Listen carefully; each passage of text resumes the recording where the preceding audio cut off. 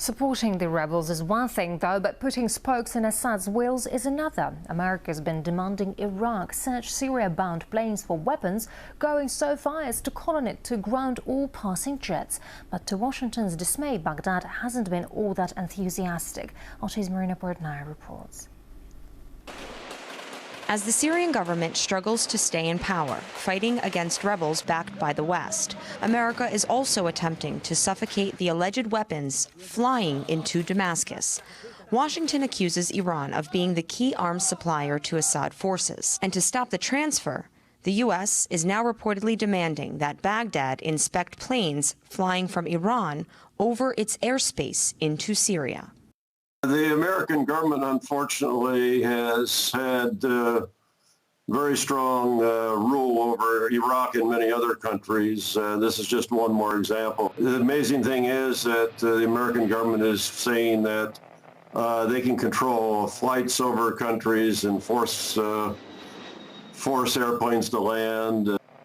By doing so, the U.S. has created something of a paradox, forcing Iraq to prevent Iran from dealing with Syria. By bringing up this issue of so-called weapon supplies, it's just another way to pressure the Baghdad regime.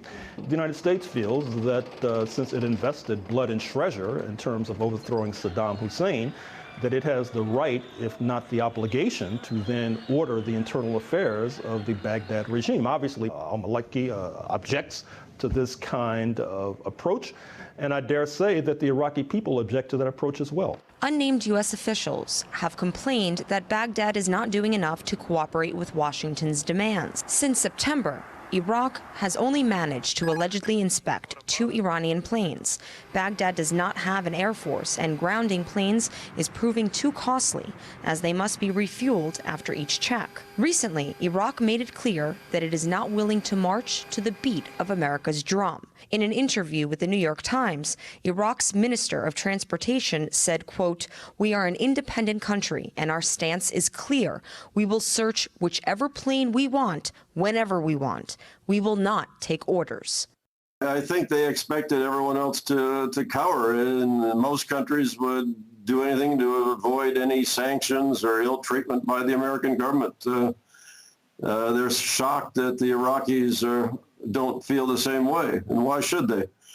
Look how many Iraqis lost their lives even before the war started, with the sanctions and the killing of children by lack of medicines, all the way through the displacing people and sending them to other countries, including Syria. Nearly 1 decade after Saddam Hussein was ousted by the U.S.-led invasion into Iraq, Washington is pressuring a new government of the very same country to help remove the leader of a different one.